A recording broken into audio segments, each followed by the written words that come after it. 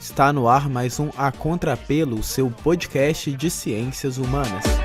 Esta lucha es por otra civilización. Invadiram nossas terras, roubaram nossas riquezas. Reis, rainhas, príncipes, princesas. Olá pessoal, está começando mais um A Contrapelo, seu podcast de ciências humanas. E hoje a gente vai conversar um pouquinho sobre um tema, que foge um pouco da realidade, teórica que a gente vem discutindo, mas que fala também sobre a escrita. A gente vai comentar um pouco sobre a escrita criativa em tempos de crise. O que é escrever literatura em momentos assim, de grandes aflições sociais que a gente tem passado. Sejam elas essa pandemia do coronavírus, ou mesmo outros momentos de crise política, social, que a gente tem vivenciado. E para poder conversar com a gente, nós convidamos o Arley. Tudo bom, Arley? Tudo bem, Matheus? Tudo bem, pessoal? Um abraço aí para todo mundo. O Arley participou com a gente no último episódio sobre a relação de ficção e ciência na escrita da história. E o Arley, ele tem a graduação e o mestrado em História pelo FMG, está aí terminando o doutorado também em História. E nós também convidamos, para um segundo momento da nossa fala, a Carmélia, que ela fez letras pela Universidade Estadual de Montes Claros, e também o mestrado em letras pela mesma universidade. Agora está fazendo doutorado em literatura aqui na PUC Minas.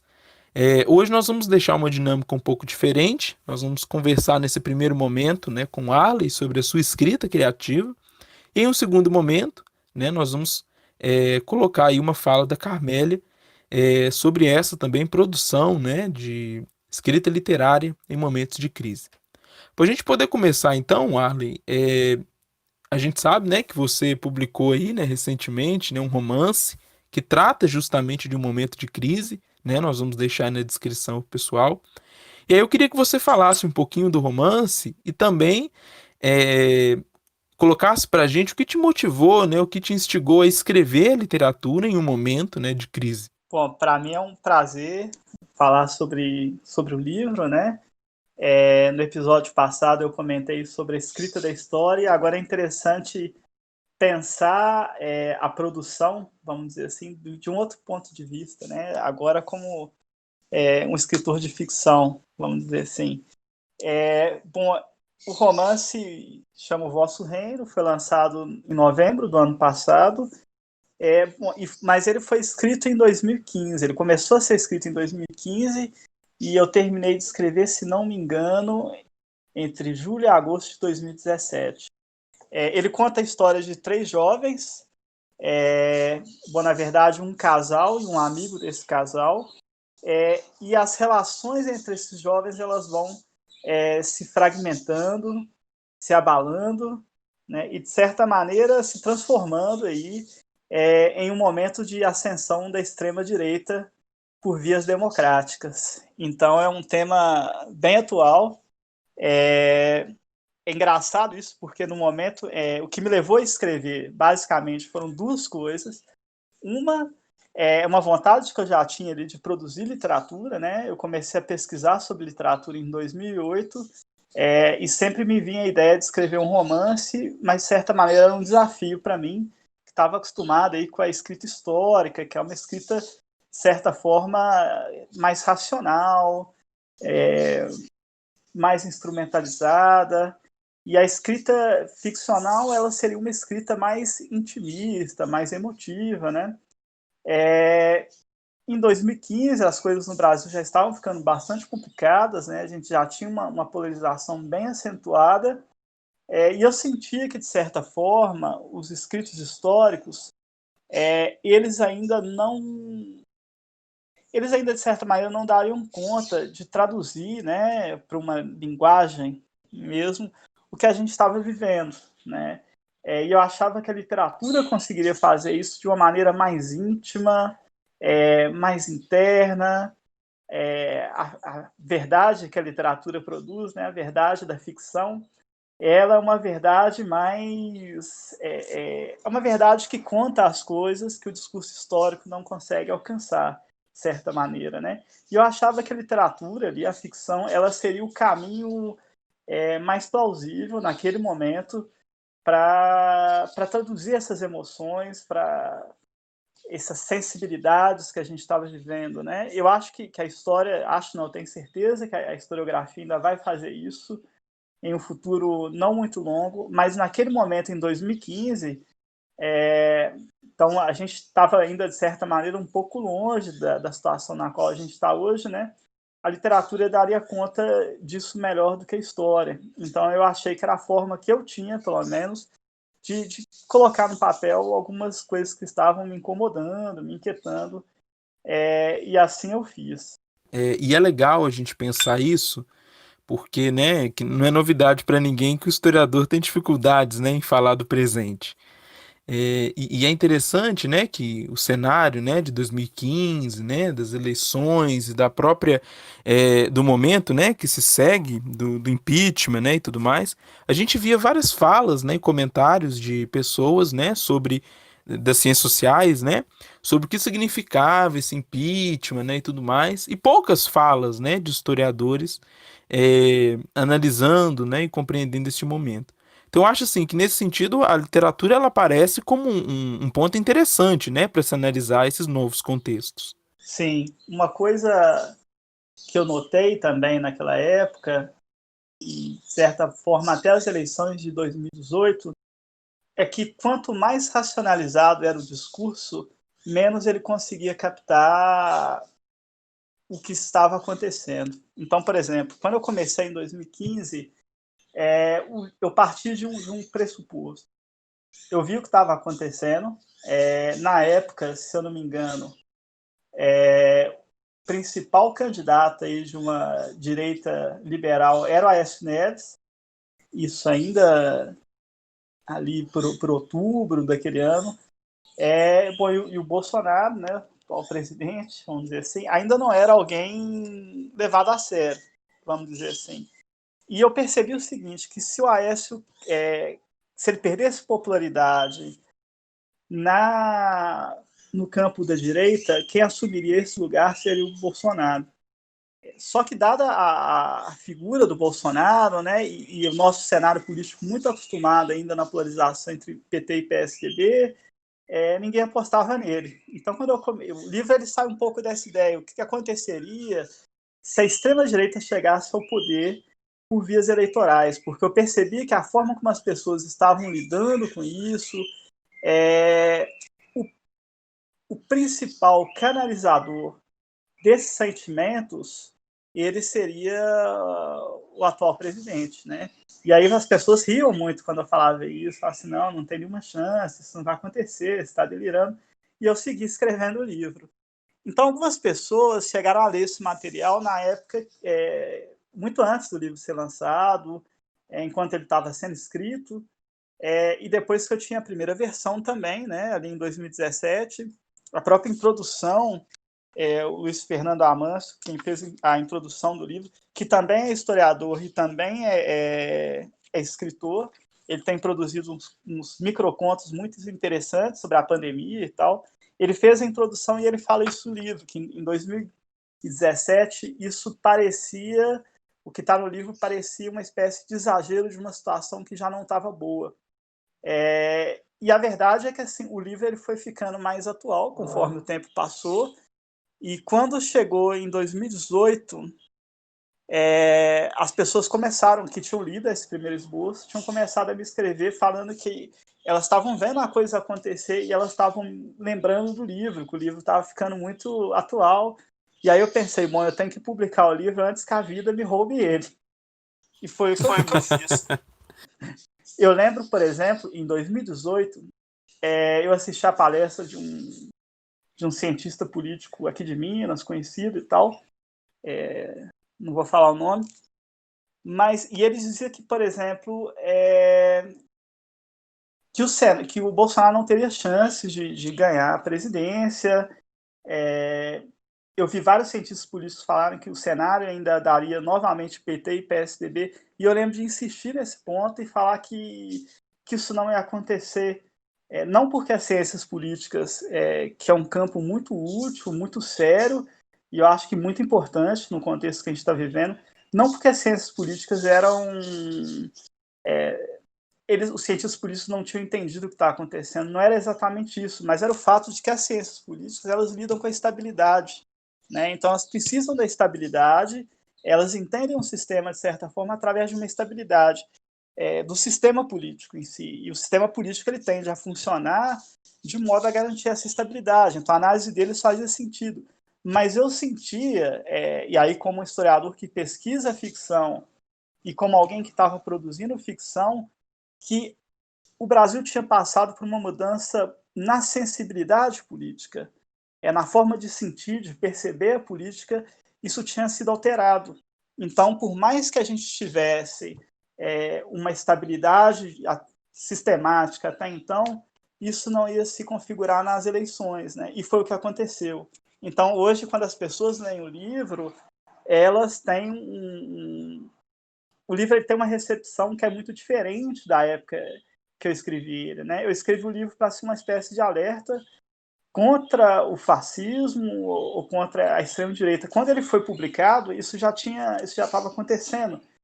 E então ele teve uma outra recepção. As pessoas leem ele hoje como algo meio profético e tal, o que não era o caso. Era simplesmente uma observação mesmo do contexto que a gente estava vivendo. E aí eu chamo a atenção mais uma vez para essa nossa racionalidade ocidental que não dá o merecimento que a literatura deveria ter, que é justamente, a gente entende até hoje a literatura como entretenimento, como algo que se faz no tempo livre. É muito comum eu escutar as pessoas falarem assim, olha, depois que eu entrei na graduação, eu li pouca literatura, né? Mas é preciso pensar a literatura como uma produção reflexiva, importante, e que eu acho que muitas vezes é só ela, né, só a ficção, ela conta as verdades, vamos dizer assim, ou ela conta verdades que o discurso mais racional não alcança.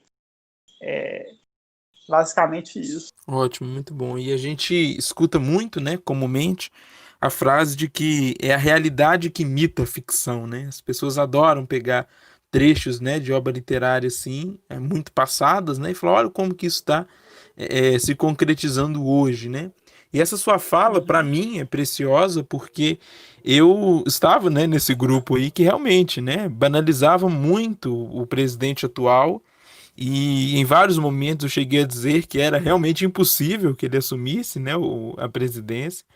E a gente percebe que as distopias estão se tornando realidades, né? Então é outro momento, assim, também de reflexão. E é legal quando você comenta isso, né, a partir da recepção do livro. Uma pergunta que eu queria fazer, Wally, para você é você vivendo, né, como todos nós no momento, tantas angústias assim, né? Pensou, ouviu a literatura como uma forma de escapar um pouco disso, ou de dar nome aos bois, vamos dizer assim, né? Dizer, expressar um pouco do que você sentia e vivenciava no momento? Sim, é uma experiência bem interessante, porque, por exemplo, a escrita em si, ela não era uma escrita autobiográfica, né? Então, por exemplo, os fatos que são narrados, as experiências dos personagens, não necessariamente eram as minhas experiências, mas os sentimentos, principalmente ali, esse sentimento de angústia, isso no livro acho que sim, eu traduzi ali, eu expressei ali, na verdade, algumas questões que eu estava vivenciando, né? Uma coisa interessante é esse termo mesmo, distópico, e eu até coloco aqui na introdução que duas pessoas leram a primeira versão, né? E elas comentaram comigo, tanto o Luiz Amâncio como o Breno Mendes, que também é historiador, que o livro era um romance, era um realismo distópico. E esse termo coube muito bem, porque assim, não existe nada no livro, por exemplo, que é exatamente exagerado. É um cotidiano muito próximo ao nosso, porém as questões elas estavam ali, elas pioravam aquilo que a gente estava vivendo naquela época, né?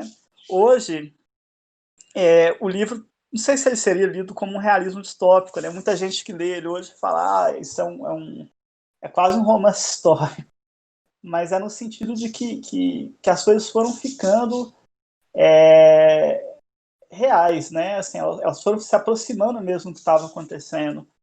É engraçado porque, por exemplo, o que é essa produção distópica nos tempos atuais, o tanto que ela aumentou, né? Então, eu acho que todos esses escritores, eles têm, de certa maneira, transmitido essas angústias, esses sentimentos nos seus romances. Uma vez eu vi uma entrevista do cantor Iggy Pop. Ele lançou um disco em 2009 que foi baseado em um romance de um escritor francês que chama Michel Houellebecq. Esse escritor é um dos principais escritores da França atualmente. É um escritor bastante, eu não sei se eu diria reacionário, mas eu diria talvez antimoderno, na expressão que o Companhão usa, né? Assim, que é algo que aproxima ali do reacionário, mas é mais amplo do que o reacionário. Mas o Houellebecq, ele tem ele é um escritor extremamente misógino, preconceituoso, e muito problemático. Até hoje, assim, na França, falar dele às vezes gera uma certa inquietação e tal. Mas ele traz alguns temas que eles são temas importantes, né? A questão da o que é ser jovem, o que é ser velho na sociedade contemporânea, a questão, por exemplo, dos antidepressivos. Ele escreveu um livro que ficou muito conhecido aqui no Brasil, que é Submissão, na qual ele é algo distópico também. Ele está pensando aí um partido muçulmano que fosse mais liberal e que conseguisse ganhar as eleições na França, e aí a França vai mudando a cultura dela para se aproximar de uma cultura islâmica, né? Assim, o texto do livro tem vários problemas e tal, mas aí eu lembro que assim, o Houellebecq é um escritor, por exemplo, que diz muito sobre os tempos atuais, né? E o Iggy Pop falou, comentando sobre ele, disse que a literatura era algo que aguçava os sentidos, algo assim. Então, que ela fazia a gente ter uma percepção mais clara sobre o que estava acontecendo. E essa frase ficou na minha cabeça, eu tendo a concordar, porque a literatura ela vai caçar ali os sentimentos, né? Então, de volta à sua pergunta, o que eu estava sentindo como um todo, ele aparece no livro. E eu acho que o que eu estava sentindo, de certa forma, era o que várias pessoas estavam sentindo. Então, o livro, ele quando é lido hoje, e as pessoas têm me dado esse retorno, é como se ele dissesse para elas sobre o momento que elas estão vivendo e, de certa forma, sobre o que elas estão sentindo também. Então, eu fico muito feliz assim, por ter... Assim, né, o livro ele é triste, vamos dizer assim. O presente não é o presente que nós gostaríamos de viver, né? Mas eu pensando em literatura como algo que aguça os nossos sentidos e como algo que nos faz pensar sobre o nosso presente e que canaliza esses sentimentos, eu acho que ela é muito importante. Eu fico muito feliz que o livro possa, de certa maneira, causar uma identificação no leitor, né? E principalmente uma reflexão sobre os perigos do fascismo, e acho que isso é o mais importante. E a gente vê assim, né, como que a crise, né, que a gente passa e que sente, vai muito além, né, só de uma experiência assim individual, né? São questões coletivas assim que a literatura ela tenta, né, abarcar tudo isso e transmitir essas mais diversas experiências, né, e concepções. A gente já está, né, finalizando esse primeiro momento da nossa fala, né? Eu gostaria que você deixasse, né, algum comentário, né, assim, sobre essa sua obra, né, como que ela pode ser lida contemporaneamente, né, pela gente, e já, né, de antemão agradecer, né, com muito carinho a sua participação, né, e disponibilidade de vir conversar conosco. Bom, eu acho que essa questão de como a obra pode ser lida, para mim, é sempre uma grande interrogação, né? Como eu disse, quando eu escrevi, ela deveria ser um alerta. Hoje a coisa já aconteceu, né? De certa maneira, eu gostaria que a obra fosse, não sei, entendida talvez como um instrumento de combate ao fascismo, vamos pensar assim, mas eu acho que principalmente eu gostaria que ela chamasse atenção para as questões do presente, né? Todos os personagens do romance, e aí eu vou falar rapidamente deles, né? Tem 3 personagens principais, e uma personagem que eu não sei se eu posso falar que ela é secundária, talvez ela seria, acho que ela é uma das principais também, apesar de no primeiro momento, quando eu estava escrevendo, essa não era a minha intenção, mas ela acabou se tornando uma personagem fundamental para a obra. Então, assim, os 3 personagens principais são o Daniel, que ele seria um jovem ali de esquerda, ainda no começo do livro muito idealista, né? E depois ele vai se desiludindo, ele vai se fechando ao mundo conforme as coisas se desenrolam. E o casal, que é amigo do Daniel, um é o Adam, que ele vai se tornando, vamos dizer assim, fascista, ele vai absorvendo esse discurso de extrema-direita, então o livro, de certa maneira, também conta como que seria esse processo de formação do fascista, né? O que leva a pessoa a ser fascista, explorando aí também os dilemas internos que essa pessoa tem. Uma das coisas que me é falada é assim, mas eles não são tão humanos assim. Eu tento mostrar, de certa maneira, que existe uma diferença entre aqueles que comandam esse tipo de coisa e as pessoas que vão se tornando fascistas, né? Como que esses conflitos vão permanecendo nessas pessoas e que elas são humanas mesmo, do ponto de vista do humano como algo ambíguo. E a outra personagem é a Lara, que no começo do livro é a namorada do Adam, e ela, o processo dela é um pouco contrário do Daniel, ela começa o livro meio alheia a essas questões, mas ela, aos poucos, ela vai se tornando mais consciente e ela é, de fato, a personagem da luta no romance, né? E a personagem secundária, que eu digo que é extremamente importante, é uma travesti que se chama Thalita. Ela se envolve com o Daniel, e ela é a personagem, talvez, que tenha mais conflitos ali em torno, não da sexualidade dela, mas do que significa ser travesti no mundo de hoje, vamos dizer assim, né? Então, o romance gira em torno desses personagens. Em alguns momentos, o candidato à presidência, que não é o Bolsonaro, então, se não é um romance exatamente histórico, ele aparece, mas assim, algumas entrevistas, o foco não é exatamente ele, mas é esse processo de polarização. O livro capta muito das manifestações de 2013, as eleições de 2014, muito mais do que o contexto de hoje, né? Mas ele vai falando dessa polarização que termina no que a gente está vendo hoje, né? Então é basicamente isso. Ele é um livro que eu gostaria que as pessoas entendessem ele como algo que chama atenção para a complexidade das relações humanas durante esse momento de profunda crise que estamos vivendo. Bom, eu queria terminar aí mandando um abraço para todo mundo, agradecer pela participação e por poder falar aí do romance O Vosso Reino, lançado aí pela Jaguatirica. E é isso aí, pessoal. Um abraço aí, muita força, e uma hora essa loucura toda vai acabar. Então, pessoal, agora nós vamos passar, né, para a segunda parte da nossa entrevista. Nós vamos conversar agora com a Carmélia. Ela tem produzido, né, atualmente, algumas obras, né, poemas, né, e etc., sobre esse momento, né, de pandemia em que nós estamos vivendo.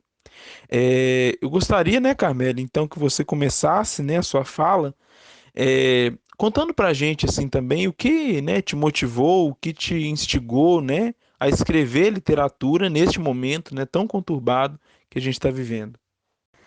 Olá, Matheus. Boa tarde. Boa tarde a todos.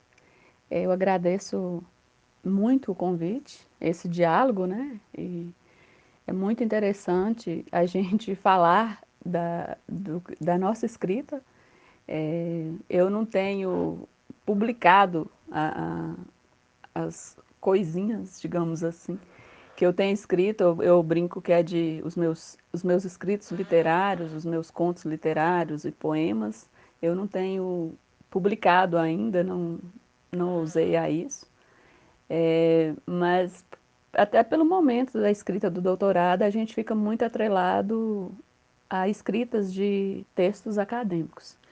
Então, né, mas sempre eu faço uma pergunta, o que nos move, né? A gente sempre é movido, somos movidos a desejos, aspirações, objetivos, né? E tem um momento que há um desejo de se expressar, de colocar no papel ou através, né, do canto, do conto, os nossos sentimentos, sejam eles quais for. E os meus, neste momento, eles têm se dado muito por uma questão de angústia que o momento atual tem nos levado. E essa angústia de não conseguir ajudar, ou às vezes não conseguir resolver uma situação causada em um primeiro momento pelo um desgoverno, que eu acho que a gente pode chamar assim, sem temer, porque eu, às vezes, temendo por alguma parte, tendo em vista que quando a gente vai falar do governo, a gente já é apedrejado muitas vezes dentro da nossa, dos nossos pares, né? Assim, eu digo família. Porque esse momento uma coisa que a gente não temia, que era o governo, ele veio. E uma coisa tão pior atrelar e junto ao governo vem essa pandemia. Então, esse momento de pandemia me motivou a colocar no papel, em um momento, um poema, que é desse que você fala que é um dos meus escritos que eu tenho debruçado um pouco sobre ele, falado sobre ele um pouco, que é essa indagação mesmo, são questões de políticas, questões de foro íntimo mesmo, de uma cidadã que se sente agoniada com esse governo que está aí, que não nos ajuda num momento de tamanha crise, pelo contrário, que se cria mais crise.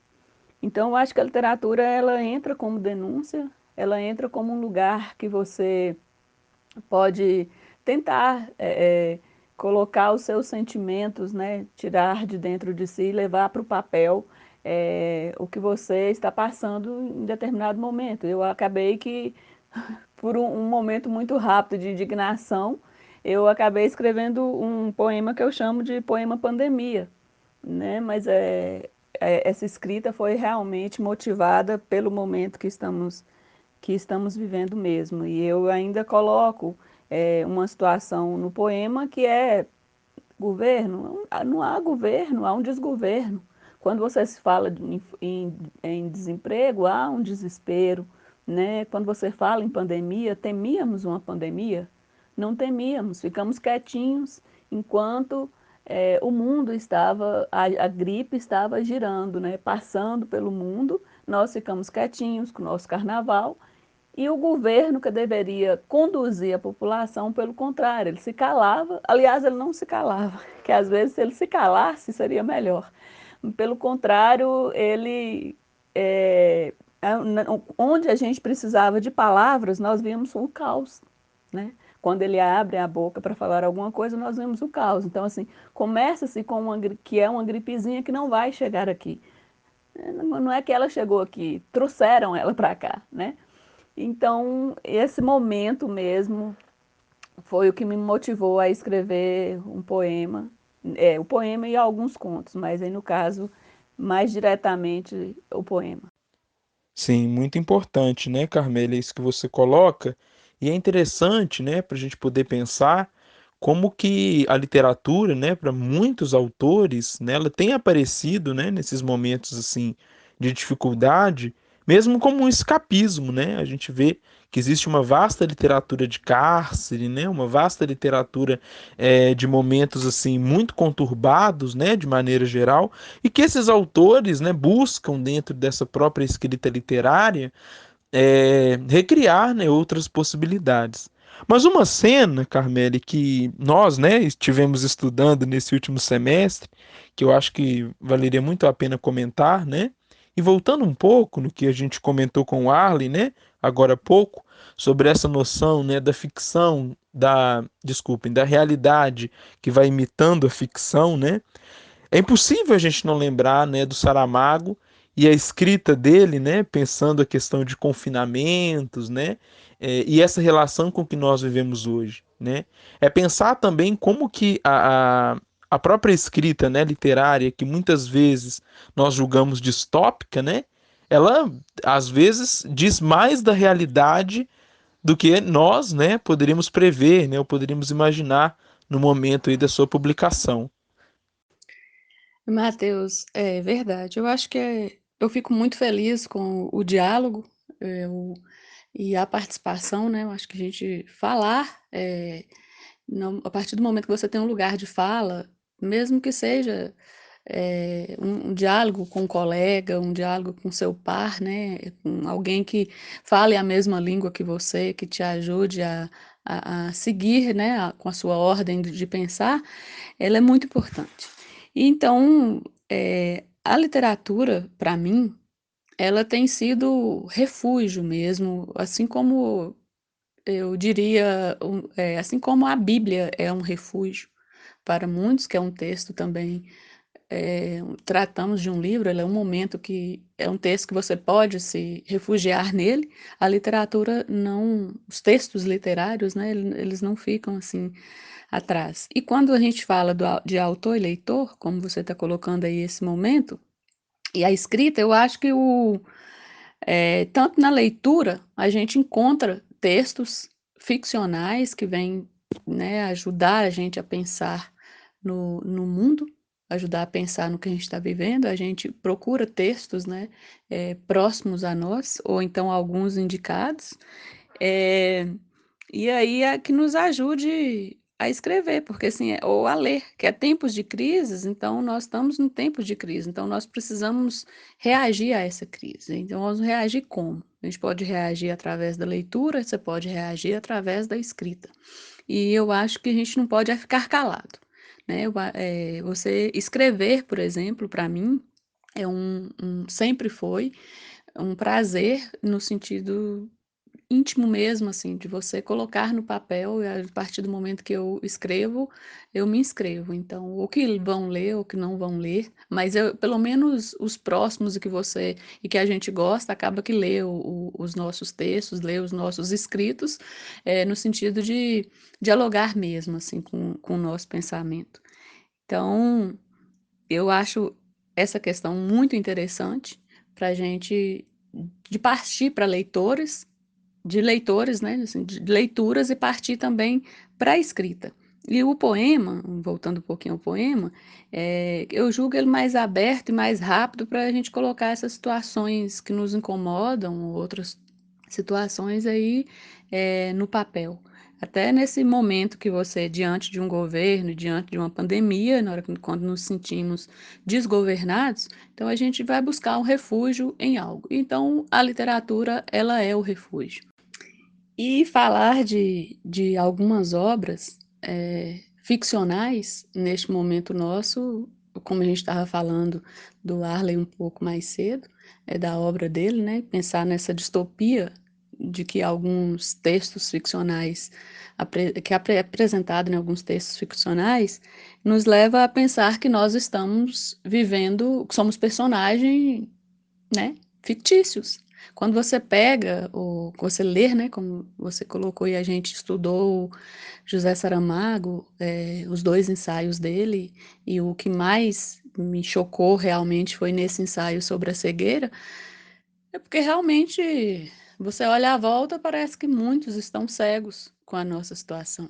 E tem a epígrafe do ensaio sobre a cegueira, de José Saramago, ele fala: se podes olhar, vê. Se podes ver, repara. É bem profundo essa epígrafe. Uma vez que, assim, tente olhar a realidade, tente reparar a realidade que a gente está vivendo. Então, assim, se você não esteja, se você não está cego, então tente ver. Se você tentar ver, você tenta reparar. É uma epígrafe muito chamativa e que nos leva a pensar muito nessa cegueira, né? Como seria, o Saramago coloca na obra dele que realmente é um ensaio, por mais que seja um romance, como a gente estudou, né, em gênero literário está categorizado como um romance, mas ele trata-se de um ensaio, é porque ele coloca exatamente nesses dois ensaios sobre a cegueira e sobre a lucidez, que é como se você colocasse um grupo de pessoas em um local, no caso do ensaio sobre a cegueira, pessoas cegas, né, no momento de pandemia, que a pandemia ali era a cegueira, era um mal que tornavam-se todos ficavam cegos. Então, assim, se você coloca uma pessoa num momento, pessoas, um grupo de pessoas em um momento de pandemia, né, que eles estão, vocês, que a gente está sem sem a liberdade que tínhamos, então o que faríamos? Então, o ensaio sobre a cegueira, ele nos leva muito a pensar no nosso dia a dia. E o problema que eu vejo que é lamentável é que quando você vê que a obra, né, a ficção, não é, ela já está na nossa realidade, a nossa realidade ela está imitando a ficção de Saramago, é porque nós vemos, né, nós vimos o tempo todo pessoas aproveitando deste momento exatamente para tirar proveito, assim como para tirar proveito para si, né, exatamente como a obra de Saramago coloca os personagens ali. Né? Tem um personagem mesmo que me chamou muita atenção, que é o cego de nascença.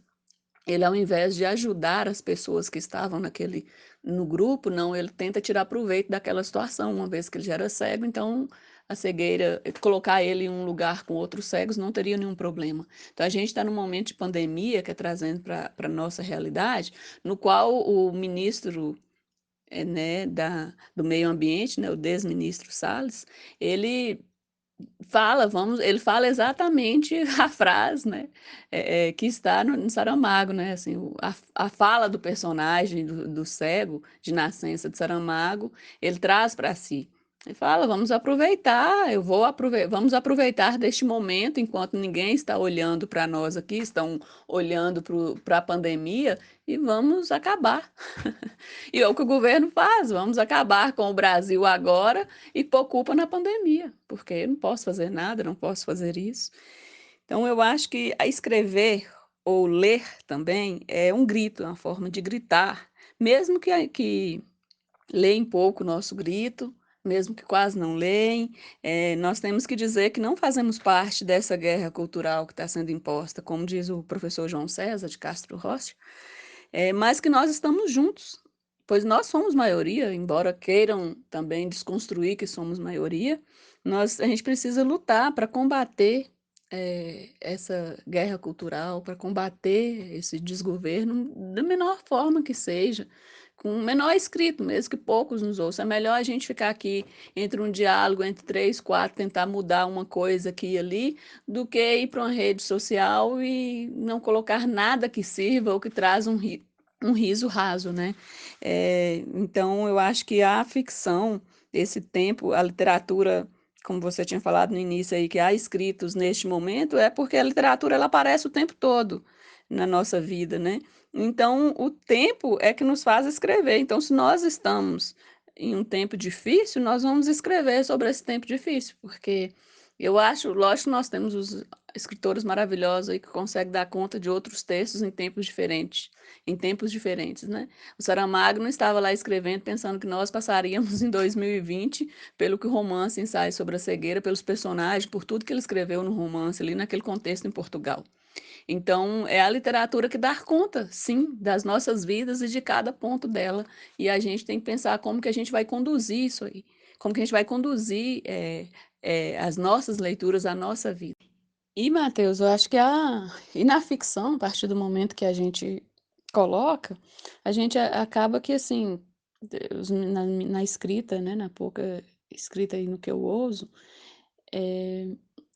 você acaba pensando exatamente assim no vazio que nós estamos. Então a ficção ela trata muito do vazio do homem, a literatura ela trata muito desse homem, né? Você é da história aí, você sabe que como você como historiador, né? Como que nós vamos escrever este momento que a gente está vivendo, né? Como que você vai escrever essa realidade?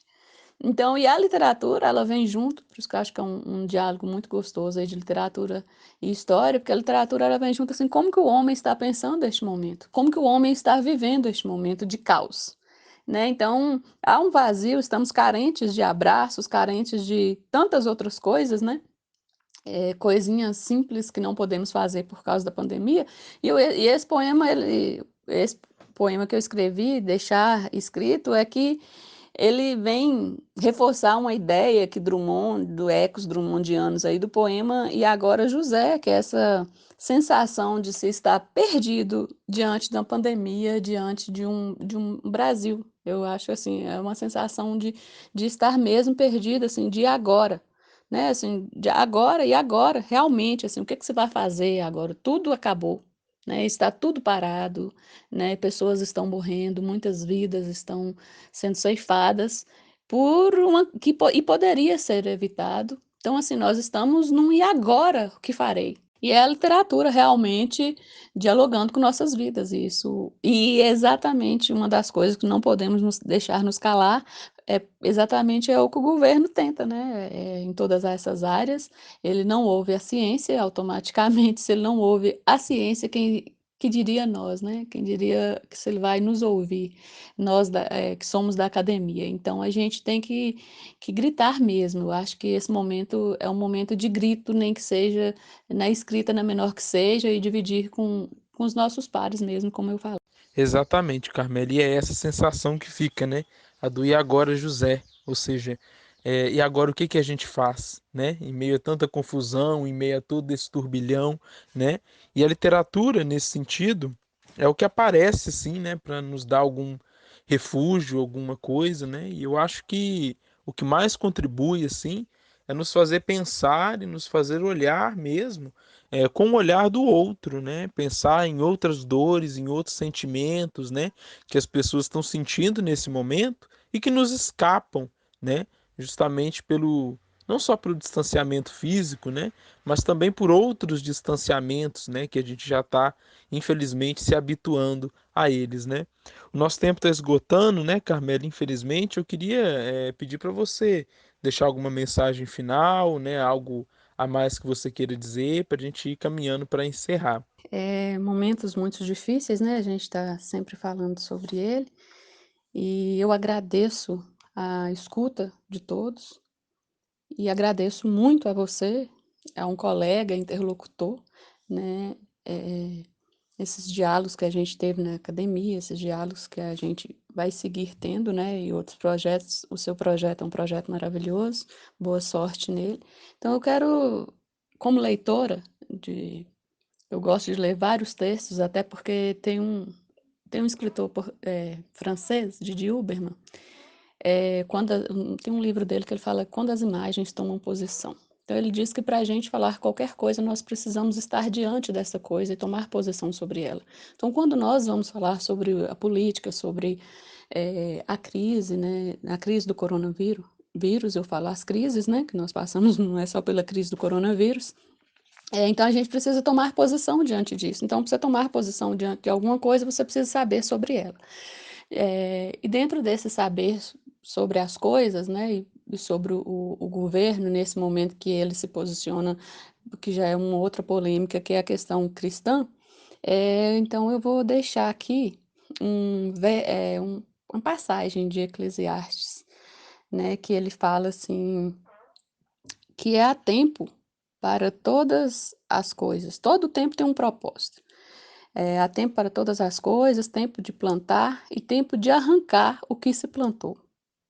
Então, esse tempo de arrancar o que se plantou são arrancar no sentido de colher coisas boas, mas também de arrancar aquela raiz, aquela fruta podre que foi se colocada, né? Então há tempo de arrancar coisas ruins também, há tempo de pensar no que não deu certo, né? E tentar mudar isso. Porque as nossas escolhas é que determinam, né? Como já se diz, nossas escolhas, frase pronta, determinam o nosso futuro.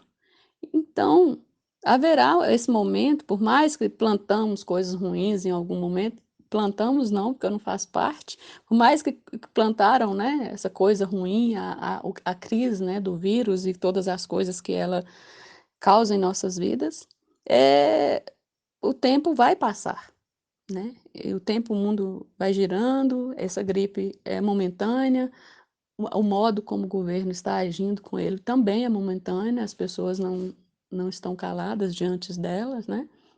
E que nessas nossas escolhas determinar o que a gente vai fazer no nosso futuro, vamos pensar na saúde do outro, tentar combater esse momento tão difícil, né, do coronavírus, eh, né, e pensar que ele vai passar e que a gente precisa ajudar a combater, porque no futuro, quando você olhar o futuro, um futuro muito próximo, amanhã, um futuro final de ano, pensa no final de ano, a gente tentando comemorar, né, a passagem de um ano e ver como que 2020 ficou, em relação a tantas perdas que nós tivemos de pessoas próximas, por vários motivos, e um deles por causa da gripe. E às vezes a pessoa talvez ela não possa morrer por coronavírus, mas você perde um ente querido e infelizmente você não tem condições de visitar os seus parentes diante disso. Então vamos pensar um pouco mais, aproveitar que estamos muitos em casa, né? E vamos pensar um pouco mais no outro. Vamos pensar que se você estiver num lugar alto, digamos assim, de poder ajudar alguém, como você ajudaria? Ok? Um abraço a todos, muito obrigada, gratidão mesmo pela escuta. Ah, que bacana, né? E eu que agradeço assim muito, né? Toda a disponibilidade, né, do Arley e da Carmélia, né, o carinho e delicadeza em compartilhar conosco, né, um pouco dessas experiências de escrita, né, e também de leitura, né. O poema da Carmélia, nós vamos deixá-lo, né, disponível no nosso site da Contrapelo, né, então estão todos convidados, né, a poder refletir um pouco, né, sobre esse mundo em que nós vivemos junto com ela. E o romance, né, do Arley, o link, né, para quem quiser adquirir o romance, ele vai estar aqui na descrição, né, do nosso episódio. Tá bom? Então, mais eu agradeço a todos, né, por terem nos ouvido aí até agora e nos encontramos nos próximos episódios.